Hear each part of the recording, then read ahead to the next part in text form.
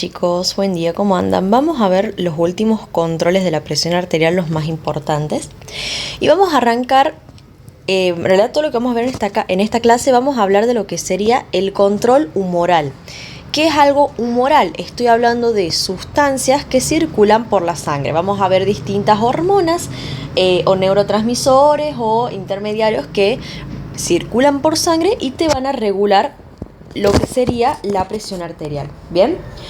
El primero que vamos a ver es la famosísima que venimos nombrando, la venimos charlando hace un tiempo, que es la queridísima hormona. Y acá vamos a hacer un pequeño paréntesis en esto. Es hormona antidiurética.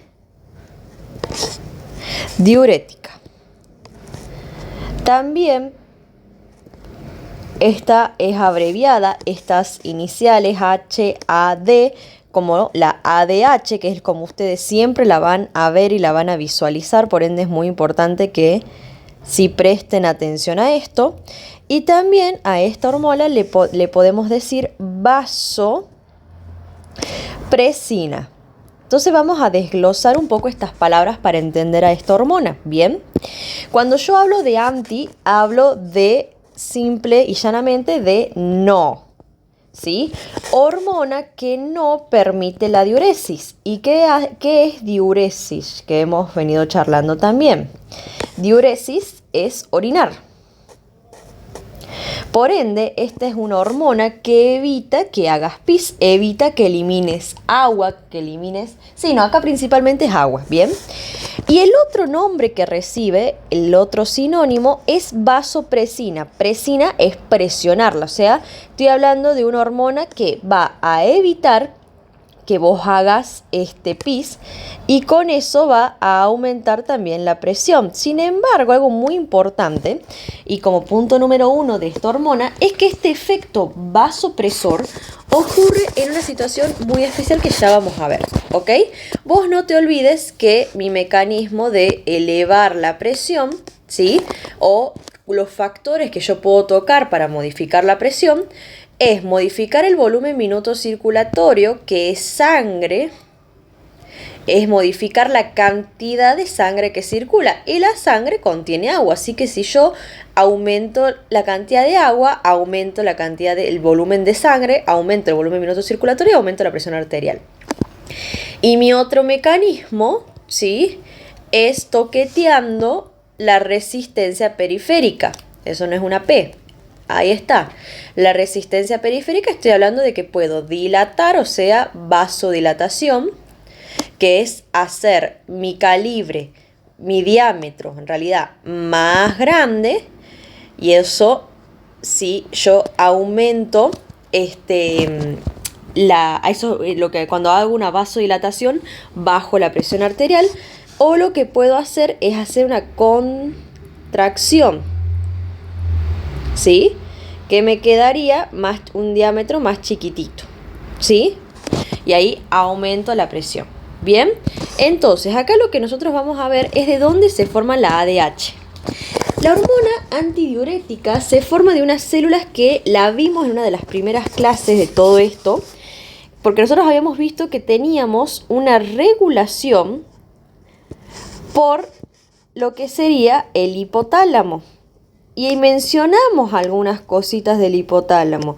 Pero acá yo voy a sumar justamente también la presencia de unas neuronas que se van a llamar magnocelulares.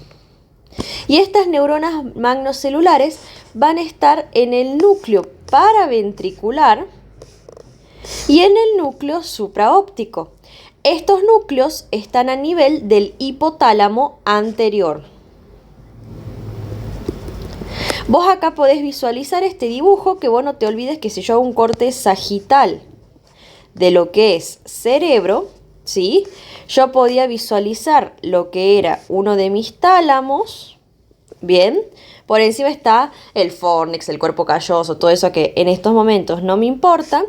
Y acá abajo se iba a encontrar toda esta zona que justamente como está por debajo del tálamo se llama hipotálamo. Y son un conjunto de núcleos. De acá se iba a desprender lo que era la hipófisis, que esta hipófisis a su vez se divide en una hipófisis anterior, que me iba a dar secreción de muchas hormonas, y también se la llama adenohipófisis. Y después vamos a tener la hipófisis posterior, que es la que me importa ahora. La hipófisis posterior también se la llama neurohipófisis, porque las conexiones ya no son tanto sanguíneas y por el sistema porta, como ocurre a nivel de la hipófisis anterior, que eso se ve en histo, sino que es más justamente por los axones de estas neuronas que yo tengo acá, ¿sí? Que los axones pasan acá y ¡pup! Tiran. ¿Bien? Esta neurohipófisis o hipófisis posterior secreta dos hormonas que hemos charlado en una de las clases anteriores. La oxitocina, la cual tiene muchísima importancia durante el parto, y mi ADH. Hormona antidiurética o vasopresina, como le quieran decir.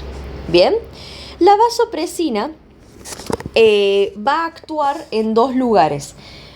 Lo importante acá y lo que es punto número 1 aclarar, ¿sí? Que en condiciones normales, la acción de la vasopresina, hormona antidiurética, ADH, va a ser a nivel del riñón.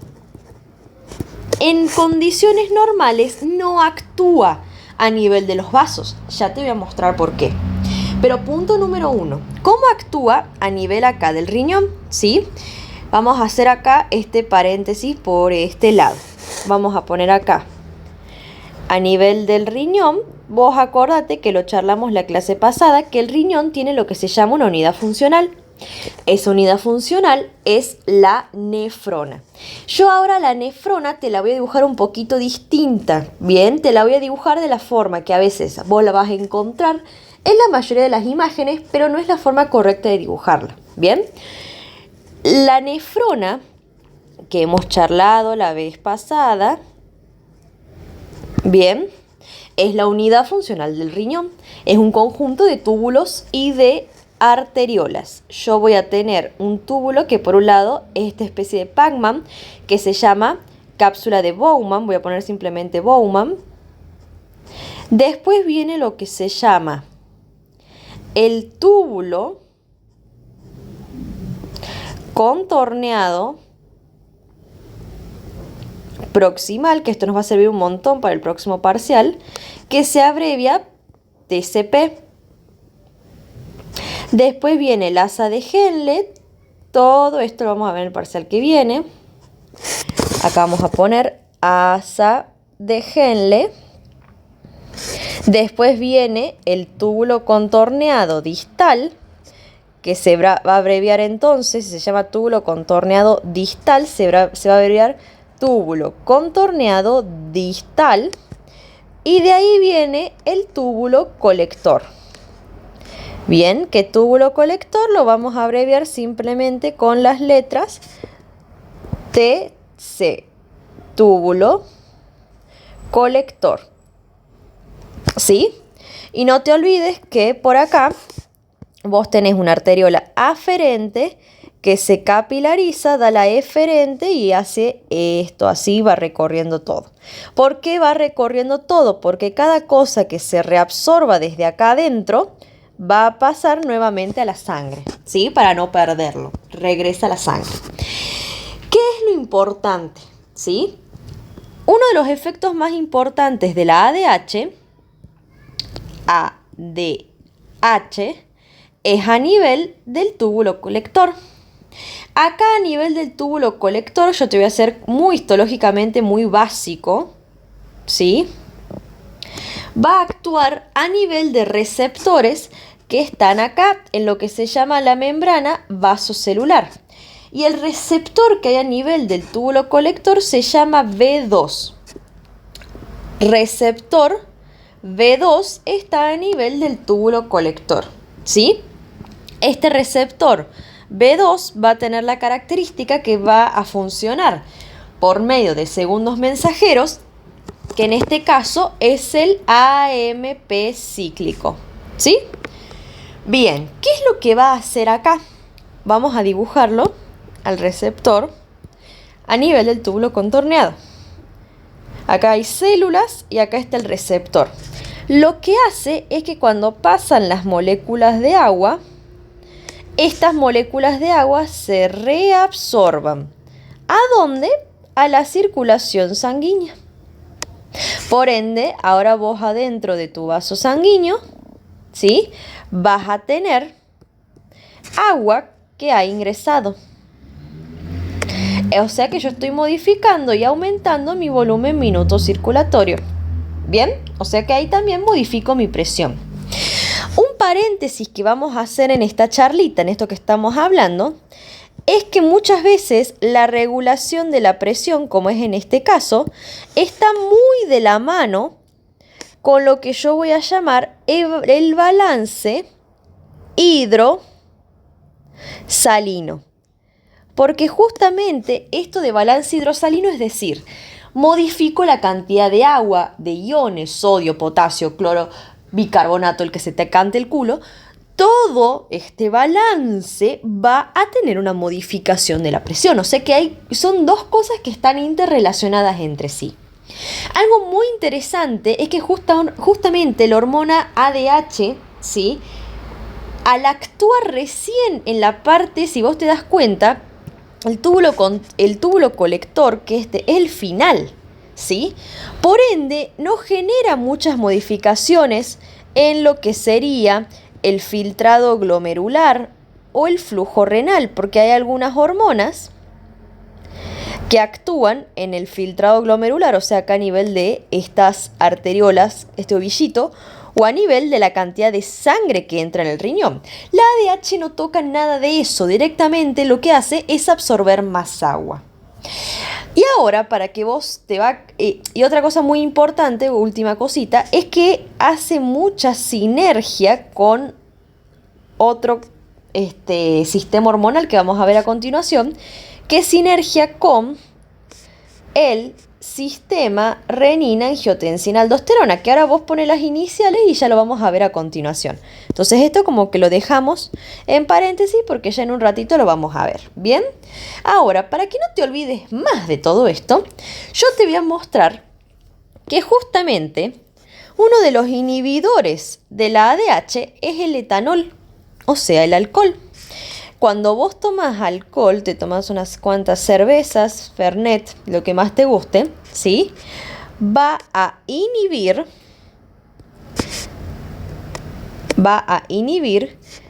y vamos a escribir, ¿a quién inhibe el alcohol? A la hormona antidiurética. Si vos tenés una inhibición en una hormona que te inhibe la diuresis, vamos a repetir lo que venimos diciendo. Si yo inhibo al que me inhibe, voy a hacer el efecto contrario. Si yo inhibo la hormona antidiurética, ¿qué es lo que voy a hacer entonces? Mucha pis. Es por eso que ante una borrachera hago mucha pis. Porque tengo la hormona antidiurética inhibida. Entonces no tengo ninguna hormona que me reabsorba toda esa agua y empiezo a hacer pis.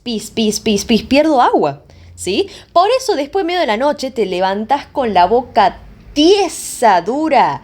Cartón parece la boca de la sed que tenés, porque acabas de eliminar un montón de agua. Por eso, cuando vos haces pis, lamento informarte que no estás eliminando el alcohol, simplemente tenés la hormona antidiurética desactivada, entonces, ¿qué haces? Diuresis, mucha pis. ¿Sí? Acuérdate la palabra diuresis. Por eso después tenés mucha sed y hay que hidratarse. Por eso vos también después te pones, si se te va la mano, te ponen sondita porque te podés deshidratar. Así que, ojo, ahora cuando estés completamente en pedo, que espero que no, pero hagas pis, no digas, estoy eliminando alcohol. Lamento informarte que no, el que te elimine el alcohol es el hígado, le estás reventando al hígado, ¿sí? OJ, ¿ok? Bueno, esto es el efecto normal de la hormona antidiurética. Entonces me decís, Pau, ¿y por qué le decimos la vasopresina? ¿Qué pasa a nivel de lo que sería acá los vasos sanguíneos?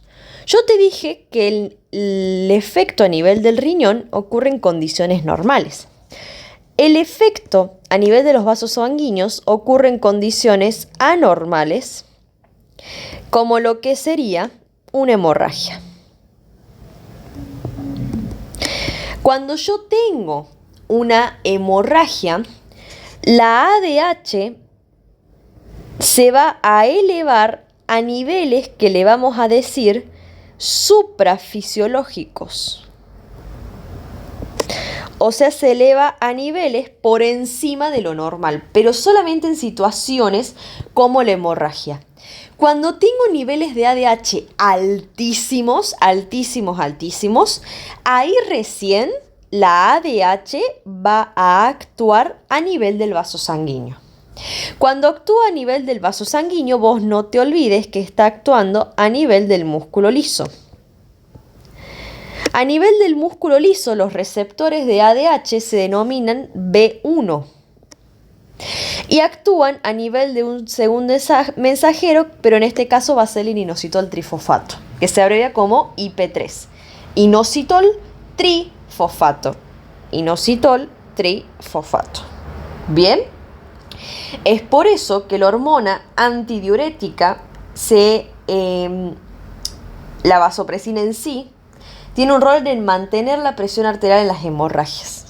Pero justamente ¿por qué? Porque su nivel se eleva muy alto, pero es por encima de lo normal. Ya no estoy fisiológico. Vos nunca te olvides que cuando yo digo la palabra fisiológico estoy hablando de lo normal. ¿Perfecto? Bien. Eso de la hormona ADH. Vamos a pasar ahora a las catecolaminas, que acá no puse el título, qué boluda. Vamos a anotar el título con naranja. Esto está muy chiquitito. Ahí está. Vamos a poner acá las catecolaminas, que a este punto ya tenés que saber de quiénes estoy hablando.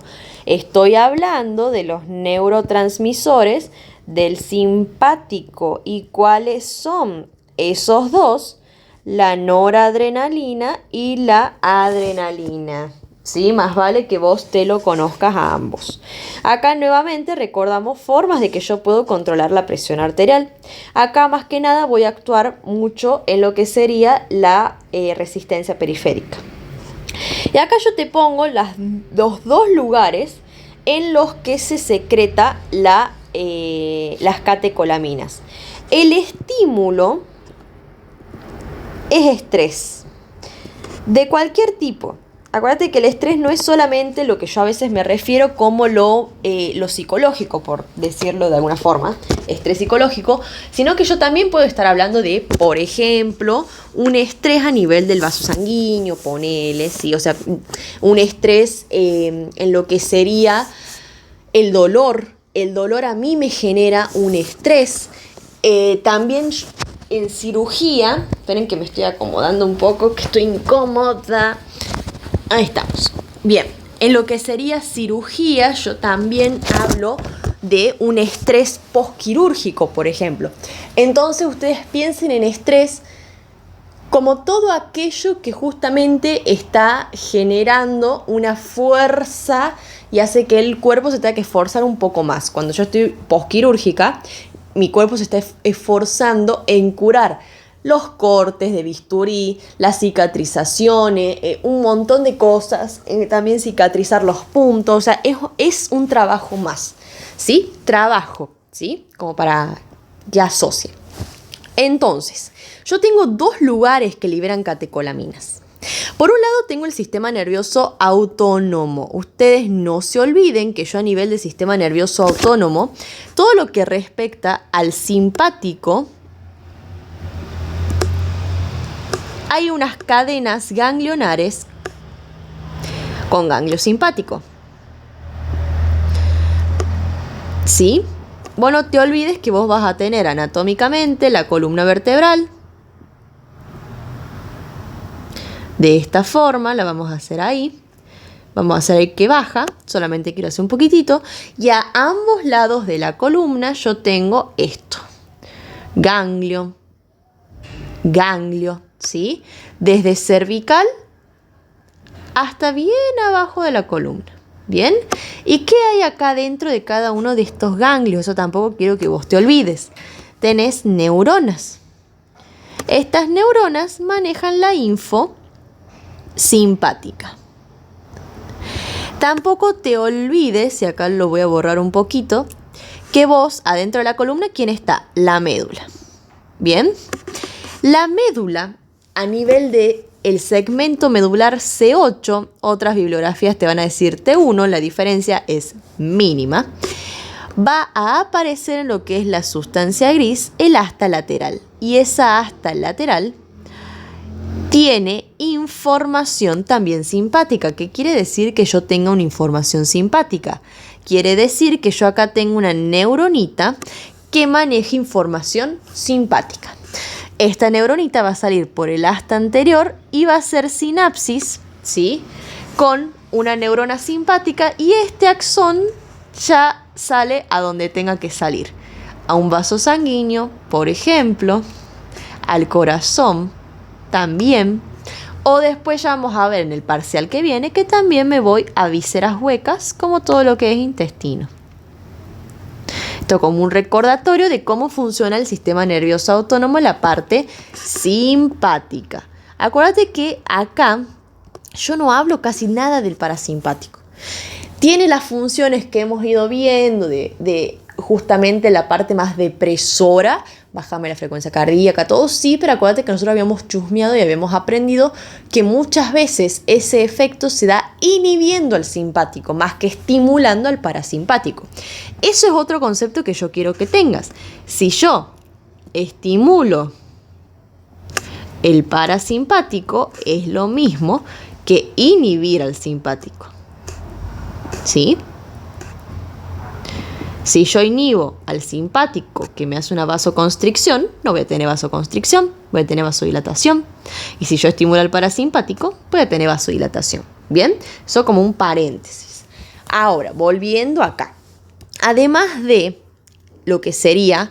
se me fue lo que iba a decir. Además del sistema nervioso autónomo, todo lo que acabamos de ver, la médula de la glándula suprarrenal también te va a secretar catecolaminas. ¿Bien? Más que nada, el efecto a nivel del sistema de lo que acá sería la cadena ganglionar es un efecto más local. ¿Sí? Sale el axón y la terminal nerviosa actúa ya sea en el vaso sanguíneo, en el corazón, donde sea. En cambio acá, cuando la médula secreta las catecolaminas, que se abrevian como CC, ya van a la sangre y por ende al ir a la sangre ya me hago más sistémico. Decir sistémico, estoy diciendo todo el cuerpo, me voy a todo el organismo. ¿Bien? Interesante también que la glándula suprarrenal en un 80% lo que secreta es adrenalina. Como dato. ¿Sí? Pero acá a mí más que nada el neurotransmisor que me importa va a ser la noradrenalina. Bien, la noradrenalina va a actuar, y acá te lo puse, en los receptores alfa 1 de los vasos sanguíneos, especialmente a nivel del músculo liso vascular, y va a causar una vasoconstricción. Es decir, lo que yo estoy viendo acá del simpático es vasoconstricción. Bien, ahora hay algo muy interesante. Esto hace la noradrenalina. La adrenalina, ¿dónde va a actuar? En dosis bajitas, ¿sí? En dosis bajas, va a actuar también a nivel del vaso sanguíneo. Lo voy a hacer un poquito más grande acá la luz. Ahí vamos. Esto es el músculo liso. Pero la adrenalina en dosis bajas, ¿sí?, va a actuar en receptores de tipo beta 2. Y cuando actúa en dosis bajas en receptores beta 2, lo que va a hacer es un efecto vasodilatador. es el efecto que va a explicar la vasodilatación, y quiero un colorcito rosa, párame 2 segundos, es lo que explica la vasodilatación a nivel de los músculos estriados en el ejercicio que yo te contaba. Cuando la adrenalina se secreta en dosis bajas y actúa en receptores beta 2, va a hacer un efecto vasodilatador, que es el que yo necesito, por ejemplo, a nivel del músculo estriado. Pero si la adrenalina actúa en altas dosis, a nivel de lo que sería también el mismo receptor, el efecto va a ser una vasoconstricción. Y eso tienen que tener muy en claro, porque a veces hay preguntas. A veces lo que he visto es no solamente una pregunta así, sino que les preguntan al revés, les preguntan del parasimpático, les hacen la trampa y les dices, sí, por ejemplo, la acetilcolina, y creo que es una pregunta de cuestionario, sobre la acetilcolina a nivel de lo que sería el parasimpático, les preguntan dosis alta, dosis baja. Ahí no pega y no tiene nada que ver esto de dosis alta, dosis baja en el parasimpático, pero acá en el simpático sí. Hay que diferenciar lo que pasa a dosis baja, que es una vasodilatación, y hay que diferenciar lo que pasa, y vamos a usar una naranjita, ¿te parece? ¿Esto es naranja? Espero que sí, o no. Esto. Y en altas dosis vamos a hacer una vasoconstricción. Bien. Por otro lado, cuando la adrenalina actúa a nivel del corazón, ¿sí? Cuando lo hace a nivel del corazón, acá va a actuar en receptores beta 1. Y cuando actúa en receptores beta 1, va a hacer taquicardia.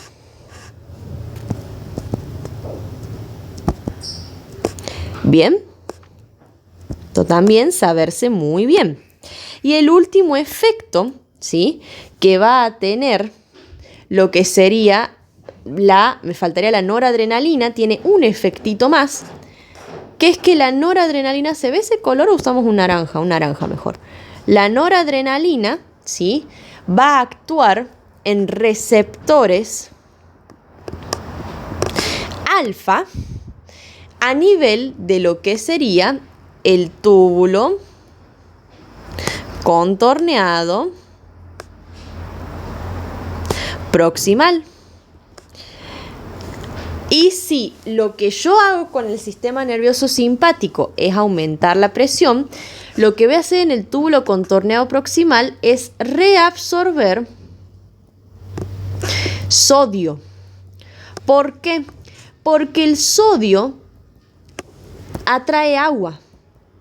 Entonces, cuando yo reabsorbo sodio, también hago que el agua se quede conmigo dentro del vaso sanguíneo. Y todo eso me produce que la presión esté aumentada. ¿Bien? Ahora, algo que también esto te lo va a destacar la Target, ¿sí? La Target, no, es Husay. Lo que te destaca Husay es que la regulación sanguínea por medio de lo que sería el sistema nervioso simpático, él te habla de que no es sustancial. Esto se refiere a que otros mecanismos, como el que vamos a ver a continuación, que el sistema renina-angiotensina-aldosterona, eso es lo principal y lo que más peso tiene. ¿Hay regulación por el sistema nervioso simpático? Sí. ¿Es lo más importante? No. El sistema renina-angiotensina-aldosterona es el que va a tener más fuerza, más predominancia. ¿Bien? Y otra cosa que a veces también, lo que te menciona Husay, es que hay un tumor, que esto lo van a ver mucho en clínica, que es un tumor de células cromáfines o el famoso feocromocitoma. Así como dicen, feocromocitoma. Es un tumor que libera mucha noradrenalina y ahí sí vas a tener lo que nosotros denominamos en la práctica clínica la hipertensión secundaria. ¿Bien? Porque es secundaria a una patología, no es, ¿cómo sería la palabra? No es como la hipertensión como de cuando ocurre de que hay alguna desregulación o yo como mucha sal, no. Es como secundaria ahora sí a un tumor. Yo saco el tumor, se soluciona mi hipertensión. Bien, esto para que se acuerden porque en un futuro sí lo van a ver. Entonces les repito, ¿por qué este trabajo práctico es tan importante? Porque explica todo. Y obviamente ya cuando estemos previos al parcial, que nos falta mucho, te voy diciendo, vamos a ver casos clínicos, como siempre hacemos, para terminar de todo esto, integrar y vas a ver que queda re lindo todo. Bien, vamos al famoso y más grande. Lo vamos a marcar acá, con un lindo color, bien amarillo. Sistema renina-angiotensina-aldosterona. Es el más importante mecanismo humoral de todos. Este es el más relevante, ¿sí? Este es el que realmente es el rey de control de la presión arterial. Bien. Actúa también, no solamente, acuérdate que humoral yo estoy hablando de lo que sería, y estoy hablando de más que nada de algo sistémico. Pero no solamente actúa a nivel sistémico esta regulación humoral, sino que también actúa a nivel del sistema nervioso central y a nivel de lo local, ¿sí? Entonces humoral, pero también actúa local y también actúa a nivel del sistema nervioso central. Hay el sistema renina-angiotensina-aldosterona, yo ahora te voy a mostrar dónde está principalmente, pero es un sistema que está en muchos tejidos, chicos, ¿sí? Solamente que nosotros le damos principal bola a dónde se origina acá. ¿Y qué es esto? Ya tendrías que ir viéndolo. Si no reconoces, lee lo que dice: túbulo proximal, túbulo distal, túbulo conector. Lo que estás viendo acá es una nefrona. Nefrona. Bien, unidad funcional del riñón. Y acá estás viendo cómo realmente es una nefrona y cómo realmente está posicionada la nefrona. La nefrona, esta es la cápsula de Bowman, que es lo inicial, así arranca. Y de ahí lo que sigue es este de acá. Si te das cuenta que está la cápsula de Bowman, acá está la arteriola aferente, el ovillito arteriolar y la arteriola eferente. Acá está cortada, pero esta arteriola eferente va a seguir circulando alrededor de todos los túbulos. Uno la corta porque por temas didácticos hace que sea un poquito más prolijo, nada más que eso. Acá vamos a seguir a la cápsula de Bowman. Acá está el túbulo contorneado proximal. Abajo se forman las asas de Henle. Una que baja, se hace una U, una que sube. Y acá, lo que vos ves, vamos a borrar así lo seguís, y lo voy a hacer como rayitas, este es el túbulo contorneado distal. Mira cómo el túbulo contorneado distal queda en íntimo contacto con la arteriola aferente y la arteriola eferente, ¿sí? Yo ahora te voy a hacer como un zoom de esta situación de acá y se ve algo así. Bien, acá tenés la arteriola aferente que ingresa con sangre. Acá esa arteriola aferente se capilariza en lo que se llama el glomérulo. Ustedes obviamente todo esto lo vamos a ver, inclusive la parte histológica la van a ver con Benja en el parcial que viene. Acá vos ves que este glomérulo, que es más que nada vasos sanguíneos, está envuelto en una pelotita, en una cápsula, ¿sí? Como en un... Imagínate el huevito Kinder que tiene adentro como esa capsulita amarilla y adentro tiene el glomérulo. Esa es la cápsula de Bowman, lo que lo rodea. Acá arranca el túbulo proximal, ¿sí? Pero a mí me importa esto, cómo por esta disposición que tiene el glomérulo que vimos acá, a vos la rama, acá dice rama ascendente de Henle, en realidad y correcto, vamos a borrar esto porque no sé por qué dice eso, espérenme 2 segundos, tuki, bánquenme, si quieren me adelantan, yo simplemente estoy borrando acá, y lo que quiero poner es túbulo contorneado proximal, ¿sí? Bien. Túbulo contorneado distal, perdón. Creo que dije proximal, distal. Bien, el túbulo contorneado distal va a tener unas células modificadas que van a recibir el nombre de células de la mácula densa, que son estas células de acá. Por esa disposición anatómica que tiene el glomérulo, las células de la mácula densa del túbulo contorneado distal quedan en contacto con estas células de acá, que están entre la arteriola eferente y la arteriola aferente. Este cúmulo de células de acá se llaman células granulares, ¿sí? O algunos le dicen también células yuxtaglomerulares. El conjunto de las células de la mácula densa,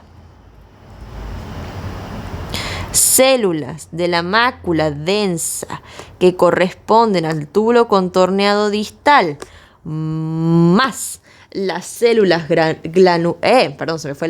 las células granulares o yuxtaglomerulares, el conjunto de estos dos se denomina aparato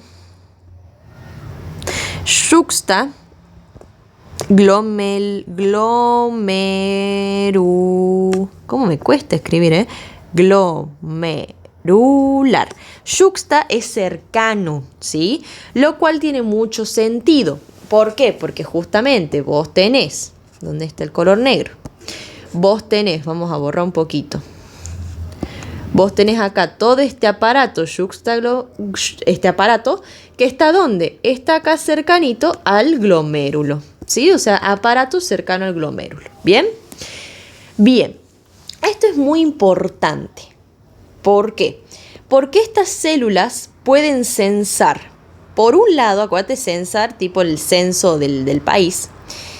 Acá está la arteriola aferente. Estas células pueden censar, por ejemplo, los niveles de sodio, los niveles de agua, la presión con la que ingresa, cuál es el volumen minuto que está ingresando. Y por supuesto que también cuando pasa todo ese filtrado... Espérame 2 segundos, Pepino. Esperen 2 segundos. No.